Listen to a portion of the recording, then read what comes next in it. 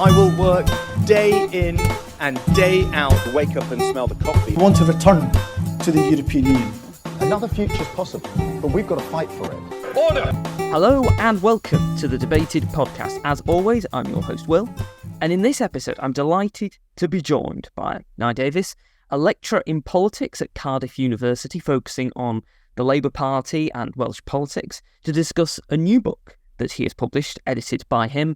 This is My Truth, Aneurin Bevan in Tribune. Welcome to the podcast, Nye. Thank you very much. Thanks for having me. It's great to have you on. Now, the first question I'd like to ask is, what made you want to produce this collection of Bevan's articles from Tribune?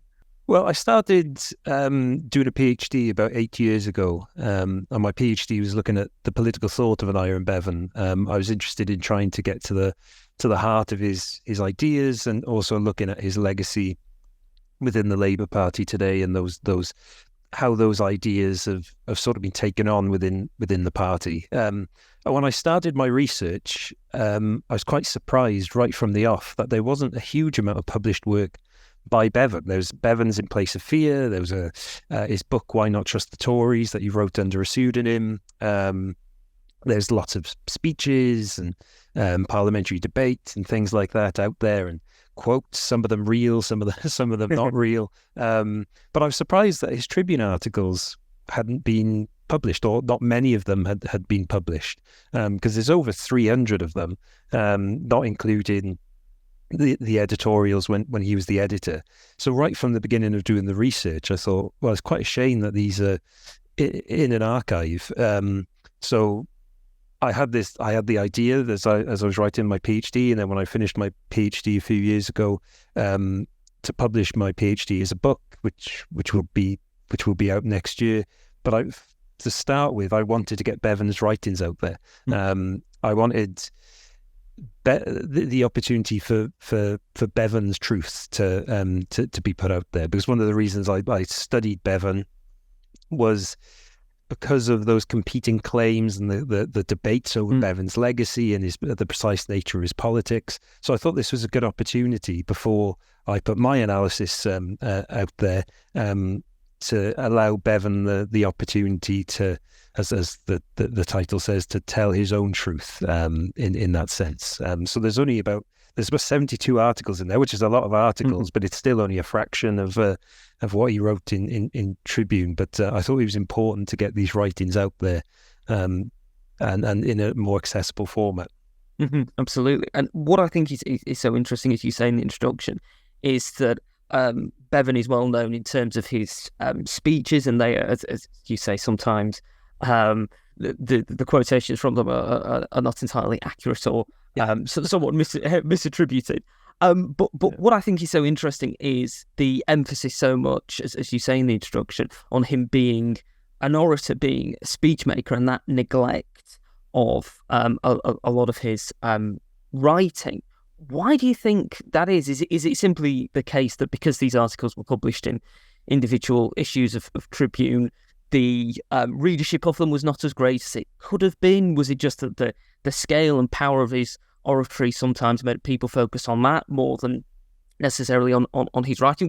Why do you think there's been this emphasis really on his speech making and not so much on his article writing? I think that's an interesting question, because I think it's a bit of both, really. I think his oratory is so powerful. I mean, you just have to read his speeches to get a sense of how great an orator he was, and then when you actually get the opportunity to listen to him speak and to watch some of his speeches, they are very powerful. And so I think maybe that overshadows the writing a bit. And I think you're right in terms of the type of writing Bevan was doing. These weren't systematic pieces of writing in terms of they were articles week by week in Tribune, and then In Place of Fear was the only book that well, there was, as I said, his book in 1944, Why Not Trust the Tories. That was quite a short book. In Place of Fear was the only real book of political analysis that Bevan produced, and it had its critics. A lot of people said that it was the ideas in the book were in Place of Fear were outdated. I would disagree with that somewhat, but I think that was the only systematic or attempt at being systematic that Bevan produced. So I think maybe that's why people focus on his oratory perhaps more than his writings, because his writings were also quite inaccessible beyond In Place of Fear. So it's really the oratory, the recordings of him, the speeches in Labour Conference and in Hansard. They were the ones that were accessible. So I think what I hope with this book is that people can see he wasn't just an orator. He was actually quite a good writer as well. I think his writing is quite journalistic, but it's underpinned by a guide in political philosophy, which I think makes his writing in many cases just as powerful as his oratory. Mm-hmm. Absolutely, and I think what's interesting as well is the scale of time which he was producing articles in Tribune from 1937, 1938, all the way until his death in 1960. What do you think that allows us in terms of an audience reading those articles, not just to see about how Bevan's own political philosophy evolved, but also how the Labour Party changed? Because it's quite an extensive period, and of course you've got the Second World War in the middle of that. What do you think that the articles reflect on the way that both Bevan and the Labour Party changed during that period? Yeah, I think with Bevan, I had when I was putting the collection together, I was in two minds whether I divide it by periods and make it all chronological or make the chapters thematic and then chronological through there. So I had a bit of a tricky time deciding that. But I think in the way it's structured in looking at the key themes, I think it shows potentially two things about Bevan. The first is that for Bevan, a lot of his political thought stayed quite constant. He was guided by this underpinning political philosophy, which I would argue didn't change a huge amount throughout his career, and critics of Bevan say that as well, as say that was a weakness of Bevan, that it didn't change. But I think he does adapt, and he does adapt to different situations, but it is being underpinned by that political thought. So I think the constant is there. I think that's the first thing about Bevan. And then the second thing is, because these writings are quite journalistic, he's reacting to what's going on in the world. So I think I found that quite interesting when you look at these through the different themes, but also through looking at them as a chronology. Is he's constantly reacting to different situations, which means his political philosophy is being tested. So what these articles do is show how he tries to maintain that political philosophy but react to different situations. So it shows the development of Bevan's political thought, to take into account. I mean, his articles between 1937 and 1945 are very preoccupied with war and the build-up of World War II. And then afterwards, in the 1950s, particularly his writings on the international situation, you see him developing his thought there somewhat, because he's talking about the new world that's been created and the power politics that's been established. So he's trying to adapt to that situation. So I think in terms of the development of Bevan's political philosophy, I think there are some consistent themes there, but also some changes, and I think how they interact is quite interesting. And I think in terms of the Labour Party, I think one thing it does show, rather than a development, it's always history repeating itself in terms of the disagreements going on with the party, because in the lead up to World War II, of course, Bevan was expelled from the party at one point, and later on in the 50s, then he almost got expelled again. So that's, in terms of the Labour Party, I think it demonstrates, it demonstrates the disagreements that are still going on today, and they just keep coming back around. But it also shows as well, I think, what these articles show is that ideological conflict within the party. There's some really interesting articles by Bevan. There's a chapter there on the Labour Party and the trade unions.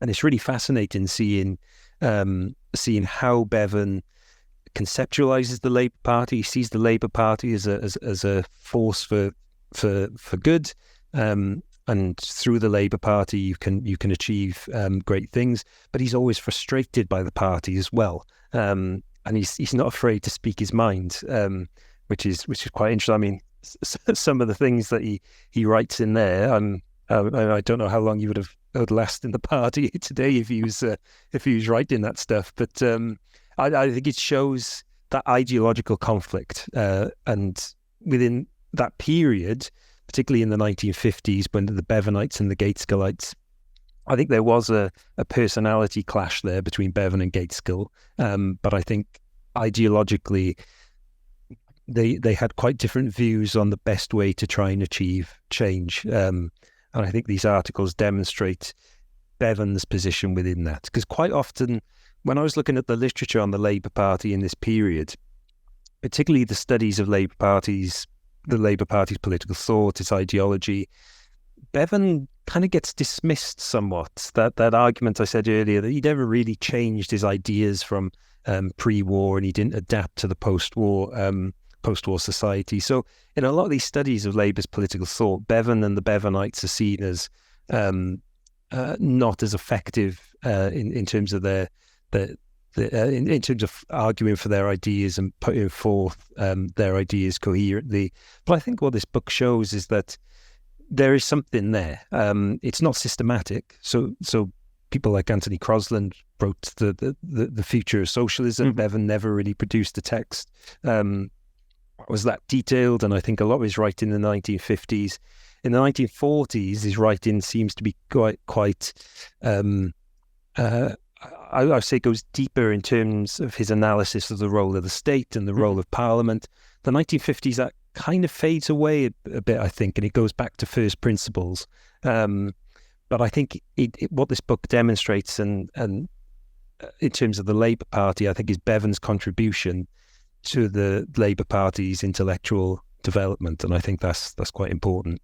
Mm-hmm, absolutely. And I think what the book really demonstrates as well is that people often think of Bevan only in relation to the NHS and domestic policy. But of course, he had a great deal of interest and spent a lot of time thinking about international affairs as well. He was, of course, Shadow Foreign Secretary as well. What do you think this collection, what do you think his essays specifically relating to international affairs show about Bevan's thinking in terms of Britain in the wider world and British politics as compared to European and American politics, and also how interlinked Bevan saw his own brand of socialism with international socialist movements? With Britain's place in the world, I think Bevan in the 1950s in particular saw Britain's place in the world as diminishing somewhat. You had this the power politics going on between the USA and the Soviet Union, and I think Bevan saw attempts by the British government, obviously mainly conservative government in the 1950s, of trying to maintain its position as a world power. I think Bevan saw that as unrealistic. So there's some really interesting articles there where Bevan talks about the Suez Crisis, and obviously saw that as an outrage by the British government to take part in that, and saw it as this one last-ditch attempt to try and reclaim Britain's superior position on the world stage. So I think Bevan saw Britain's role as diminishing quite significantly post-World War II. So what Bevan sought as an alternative is for Britain not to get too engrossed or too engaged in this power politics. The world was divided by two camps. capitalist USA, communist Soviet Union, and Bevan didn't want Britain to kind of join either side of these. Essentially, he argued for a third way in British politics. There's some interesting articles there about India and about Yugoslavia and about China. And Bevan saw these countries as rejecting the divide between the two camps, and saw a third way, sort of a precursor to the non-aligned movement, really. And Bevan, I think, wanted Britain to be part of that. He wanted Britain to still have a role on the world stage. He wanted to be an important role on the world stage, but didn't want military might to be the basis of that role. So Bevan wanted to build links with countries like India, with countries like Yugoslavia, who he saw as pulling themselves away from this political divide, from this ideological divide. So I think that was really important for Bevan, and he saw all this being done through the United Nations. I think he saw the United Nations. He had a real vision for the UN, that this was an opportunity for nations of the world to come together and to work collectively, and he wanted Britain to have a big role in that. So he saw Britain's role declining, but at the same time, particularly after the establishment of the NHS, and this I think comes out in the articles, is he did think Britain had a role to play in terms of being taking moral leadership in the world. And I think that's what Bevan was getting at when he kind of tried to reject military power in favour of international cooperation, is that he said he had a lot of admiration for the development of British democracy and the fight for democracy in Britain and how that developed over time. And I think even though he was critical, I think he had a great appreciation for the role of Parliament and the role of British political institutions. So when he writes about developing countries around the world, Bevan looks at these countries and said, well, we need to provide economic aid to these countries, and we need to develop their economies, but we also need to almost, it's kind of a British exceptionalism in a way, that British democracy should be spread throughout the world, and the way to do that is to help countries and to support countries, and not get yourself involved in various wars. So I think the articles in the book demonstrate Bevan trying to apply his principles, his own interpretation of democratic socialism, trying to apply those to the rest of the world, and he saw that being done not through military might, but by international cooperation, Britain playing a role in that, and also economic development as well. And he felt that was the way you could improve international relations then. Mm-hmm. Something that really comes through in particularly some of the early articles in the book is Bevan's emphasis, real vociferous emphasis on the need for improvement to housing. And of course, as in the Attlee government, he was responsible for housing as well as healthcare. What do you think drove that kind of focus? Do you think it was a realisation as to how poor the housing stock in Britain was, just in terms of his experience as an MP? Do you think it went further back to his own youth and to his own upbringing? Where do you think that focus on housing came from? I think it goes back to his upbringing. I think because one of the interesting things about Bevan's time as a housing minister is he was criticised for not building enough houses after World War II, and I can't remember who it was who said that Bevan was a Tory when it came to houses, because he wanted good quality houses, and he was criticised for putting quality over quantity by some people. But for Bevan, he said, well, the working class deserve good housing. The working people of this country deserve good quality housing. And he grew up in South Wales as a coal miner. He would have seen small houses and lots of people living in these houses, and he didn't want a situation where people had bad housing. It needed to be good quality housing for people. So I think it comes from that from his early life that instilled in him the importance of good quality housing, and it's just one of the different aspects. I think one thing that, particularly when we look at Bevan today and we look at Bevan and the NHS today, there is a tendency to look at Bevan's the NHS being free at the point of delivery, that Bevan principle as the be all and end all. But for Bevan, the NHS was part of a wider transformation of society. And I think housing was part of that. So he wanted to create thriving communities. He talked about, you could leave your house and there'd be the butcher would be there and the bakers would be there, and part of a thriving community where people lived together, worked together, and were healthy and had good jobs.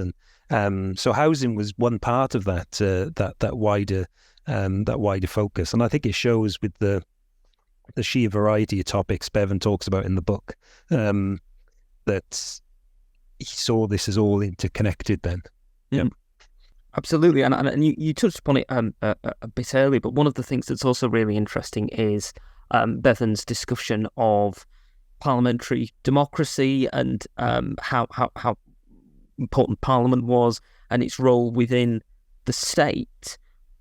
What do you think was at the root of this particular interest in the kind of like not just the active role of Parliament as an MP, but also thinking about its role in a more almost constitutional and kind of like academic sense as well? Yeah, it's for Bevan. There's a tendency in some of the literature to see Bevan's early days in Tredegar and his time in Parliament as being quite separate. That this theme sort of emerged, and I think maybe Michael Foot's biography kind of lent credence to this. That Bevan in Tredegar was a syndicalist. He was of course he was a trade unionist, but some see that there was a dichotomy in Bevan's thinking between industrial action and Parliament. And Bevan himself, when he wrote In Place of Fear, gives the suggestion that, well, up until about 1926, Bevan saw power at the point of production.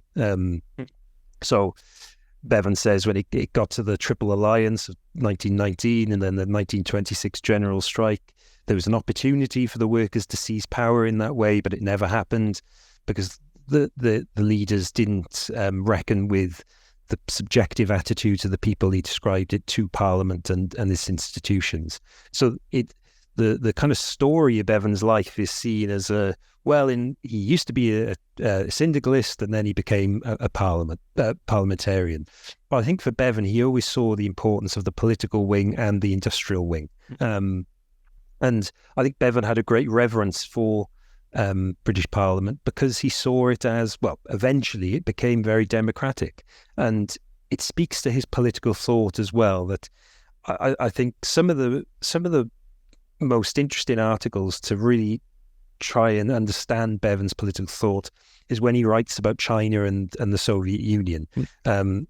So for Bevan, he didn't like the undemocratic aspects of these countries, but believed that once the state was in charge of the economy and had power over the economy and could introduce economic planning and public ownership, that eventually over time people would start demanding for increased liberty and increased democratic rights, and then you'll see the flourishing of democracy in these countries. And he saw Britain in this sense, that the Industrial Revolution was developing, workers demanded increasing recognition and increasing rights, therefore they were given rights, and Parliament was a way for their views to be heard, and the country over time became more democratic.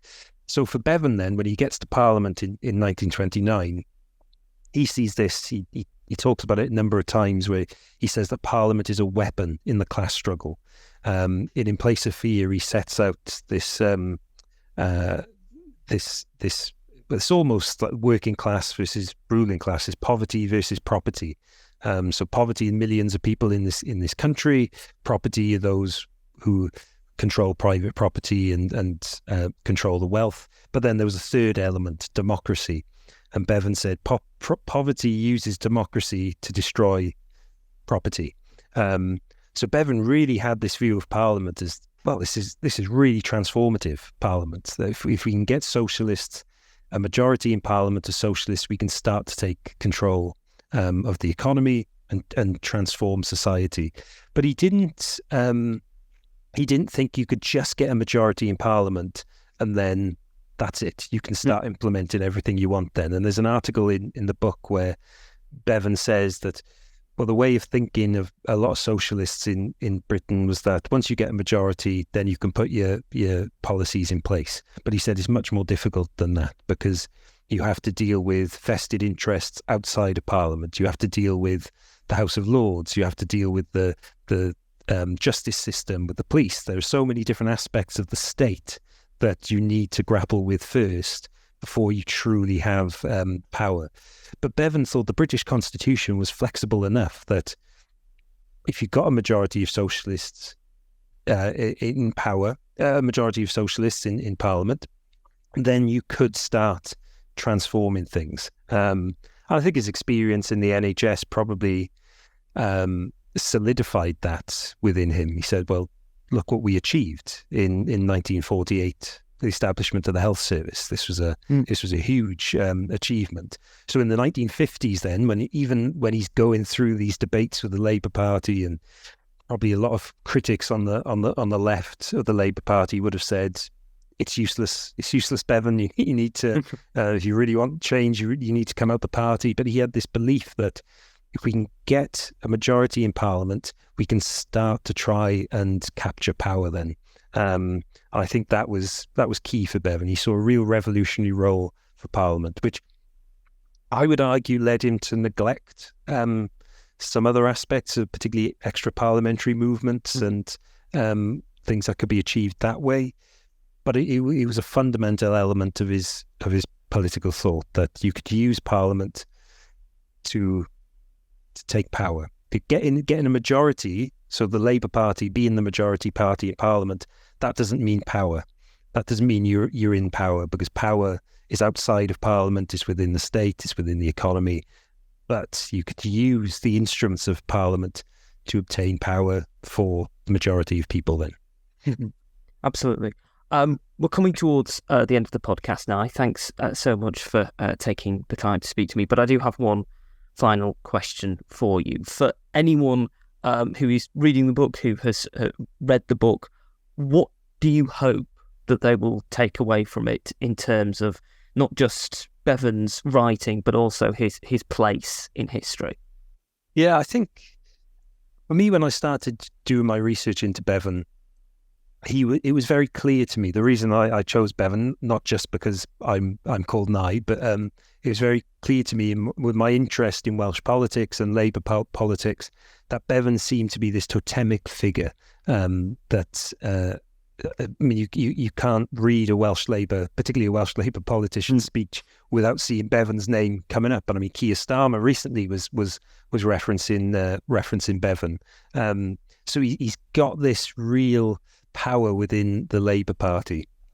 But I think there's still disagreements over who Bevan is and what his politics represented. There are those who saw Bevan as a radical socialist who stood up for his principles no matter what. Others see him as a kind of pragmatic institution builder and an institutional pioneer within Britain who understood the need to compromise. So I think I've tried to make my own contribution to those debates in the work that I've done, and as I said in the book that will be coming out next year on Bevan's political thought. But I hope with this book that what I hope people get out of this and take away from this is firstly the importance of Bevan. I think particularly in trying to understand those debates within the 1950s. Bevan, the name Bevan is important, but I think the ideas that Bevan represented, I think, are important as well to consider.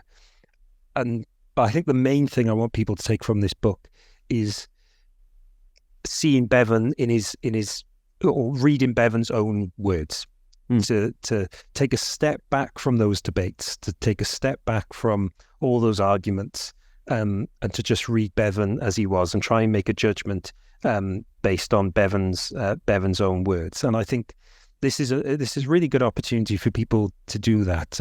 I think because when I started my research, I had preconceptions about Bevan, which were changed quite significantly when I started reading his work in a bit more detail. So yeah, I hope that's what people get out of it. That Bevan is an interesting figure. I think he's an important figure, but it's a real opportunity for people to read Bevan in a bit more detail in his own words. So essentially, don't listen to anything I say about Aneurin Bevan. Read Bevan himself. I totally concur with that. It is a fantastic book. I hope people go out and buy it if they haven't already bought it. Thanks so much again for coming on the podcast, Nye. If people want to find out more about you and get a copy of the book, where should they go to find out more about you and get a copy of the book? So I'm on Twitter. I'm a sporadic tweeter at Nye_Davies, and you can buy a copy of the book from the University of Wales Press. Fantastic. Thank you once again for coming on the podcast. Brilliant. Thanks very much. Diolch yn fawr. Thank you for listening to this episode of the podcast. If you've enjoyed it, you can subscribe to us on iTunes, Spotify, Podbean and Amazon Music. You can also follow us on Twitter, @DebatedPodcast, like us on Facebook, Debated Podcast, and if you'd like to get in touch with us, whether about appearing on an episode of the podcast or commenting on an episode that you've listened to, you can do so at thedebatedpodcast@gmail.com. Thank you for listening. I hope you listen to the next one.